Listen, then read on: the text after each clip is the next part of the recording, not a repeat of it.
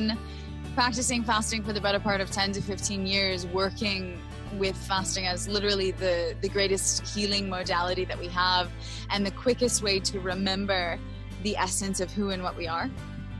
One of my slogans is raising the bar on health. And what I mean by that, my mission in a way, is to not look at health merely as absence of disease, but rather to take people who think they're healthy and show them how much healthier they could be, redefining health thereby as living with maximum vitality, right? So much more was accessible, and I had so much more of an access point to the prana, to that vital life force energy. So doing all those vinyasas, right, going through the physiological equivalent of something like a triathlon, was that much more applicable because it was coming from this renewable life force energy source, rather than coming from this calorie in, calorie out kind of place. To be there and say, life is so wonderful. How do I forget this when I'm eating?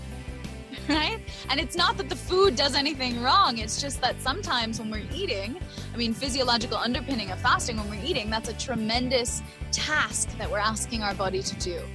Digestion itself can take up to 70% of all available energy. Well, that's also our energy that would otherwise go into flow state and be connected.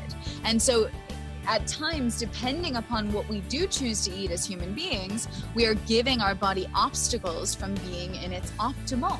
What we deal with fasting as well as in yoga is connecting back into vital life force energy, what we call in the yogic sphere prana. This is life force, right? It's called chi in Chinese medicine. It has a name in every culture throughout history, whether it's mana in Hawaii or ki in Japan.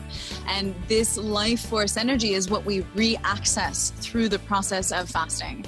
And so in an essence, the yoga practice, the asana practice builds up this energy. And when we fast, when we simply abstain from everything that's an obstacle in the way of that energy coming alive, we start to have an easier access point to it. And then we remember what it's like to have this magnificence of being human.